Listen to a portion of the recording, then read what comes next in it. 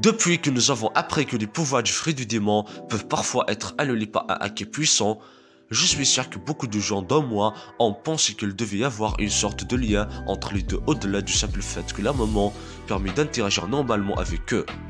Heureusement, je pense que le dernier chapitre du manga nous a donné un bon indice sur le lien entre les fruits du démon et le haki, grâce à la théorie du Dr Vegapunk sur les fruits du démon. Dans la traduction vise du chapitre, Vegapunk décrit les fruits du diable comme suit. Chaque fruit du diable est une possibilité d'évolution humaine que quelqu'un a désiré. Si seulement je pouvais être comme ceci. Si seulement je pouvais être comme cela. Tous ces pouvoirs représentent les nombreuses branches du futur de l'humanité. Maintenant, si nous revenons au chapitre 597 du manga, lorsque Rayleigh explique le haki à Luffy pour la première fois, il dit ce qui suit. Ne jamais douter, c'est ça le pouvoir.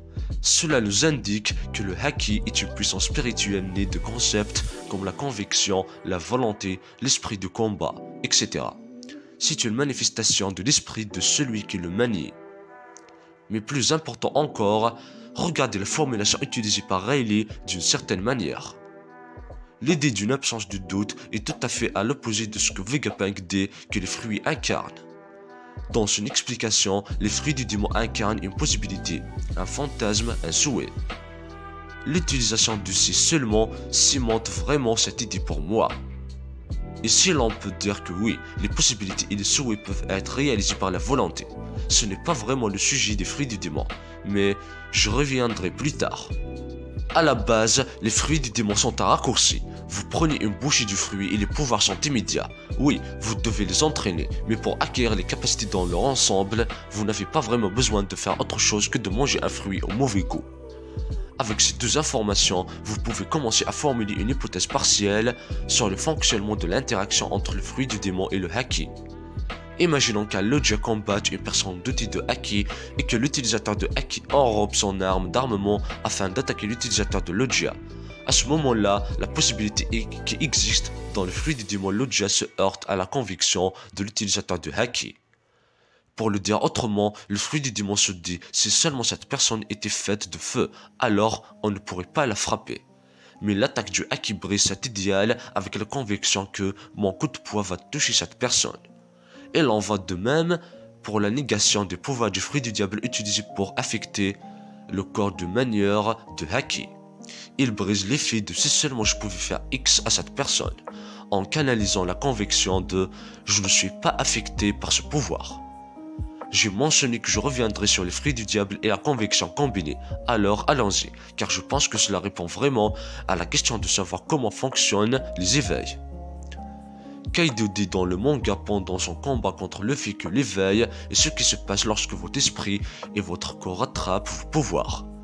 Étant donné que nous avons l'idée que les fruits du diable représentent une évolution possible pour l'humanité, peut-être que les éveils sont ce qui se passe lorsque vous vous entraînez à ce point où votre corps incarne essentiellement cet état.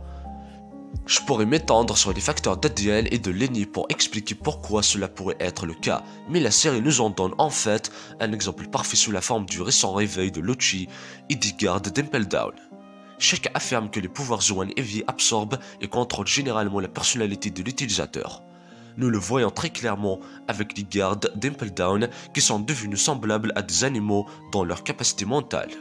Une raison pour laquelle cela pourrait être le cas avec les fruits du diable Zoan est que les Zoan incarnent la possibilité de si seulement je pouvais me transformer en X animal.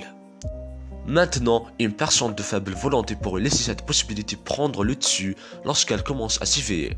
Il laisse l'esprit de l'animal dans le fruit du démon les envahir, devenant fondamentalement cet animal. Cependant, Lucci avait suffisamment de force d'esprit et d'identité personnelle pour rester maître de lui pendant ce réveil. Il est devenu un avec l'animal, mais d'une manière qui préserve son identité. J'ai vu un commentaire sur une critique de ce chapitre qui donne exactement ce genre d'idée.